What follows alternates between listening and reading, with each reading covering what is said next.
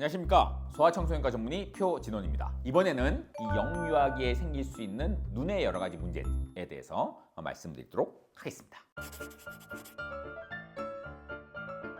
눈물이라고 하는 게 굉장히 중요한 역할을 많이 해요. 만약에 눈물이 없으면 안구가 말라서 시력을 잃게 되는 그런 문제가 생깁니다. 그래서 눈물이 눈 건강을 유지하는데 굉장히 중요한 역할을 하는데, 눈물은 여기 눈물샘은 여기 자꾸 눈물샘이라고 그러는데 눈물샘이 아니고요. 눈물샘은 여기에 있습니다.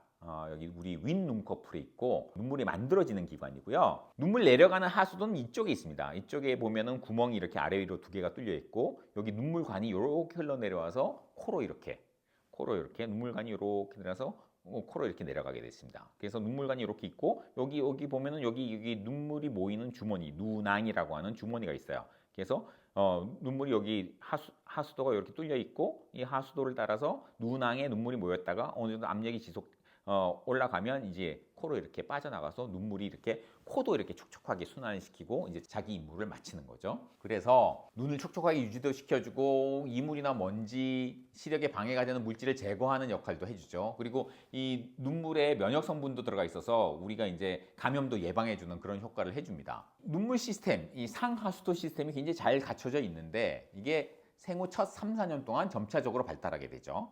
그래서 신생아 때는 눈물이 그렇게 많지는 않지만 눈의 어떤 촉촉함을 유지할 정도의 눈물 정도는 생산을 합니다. 그래서 신생아들은 울 때도 눈물이 밖으로 나오진 않죠.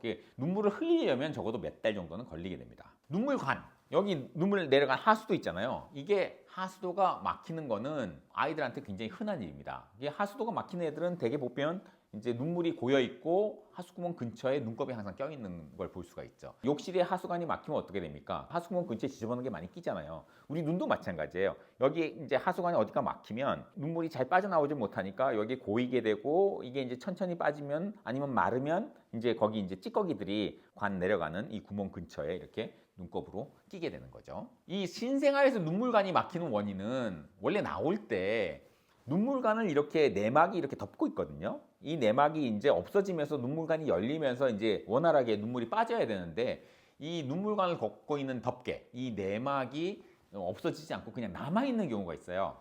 그런 경우에는 이게 잘 빠지지 못하고 좁아지게 됩니다. 그런 경우에 이제 소아청소년과에 가게 되면 눈왕 마사지 하는 법을 가르쳐 줍니다. 보통 이렇게 눈왕이 있는 정확한 위치를 이렇게 알려주고, 이 두 손가락을 가지고 여기를 이렇게 안쪽으로 이렇게 마사지 하는 법을 알려주는 거죠. 이건 이제 어른이 마사지 하는 걸 보여줘 가지고는 크게 도움이 안 될 거고, 신생아 눈왕 마사지 하는 거는 이제 소아과 진료를 받을 때 소아과 의사가 이렇게 시범을 보여주면 그대로 따라서 해주시면 됩니다.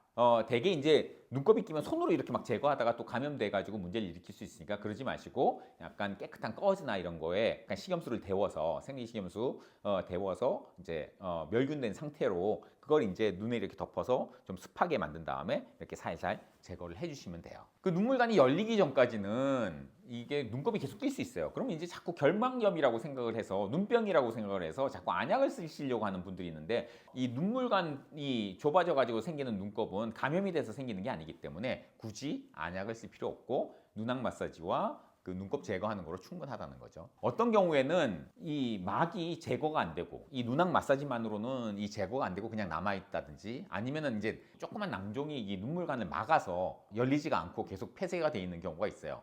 그런 경우에는 수술로 이제 이걸 열어주는 그런 치료를 해야만 합니다.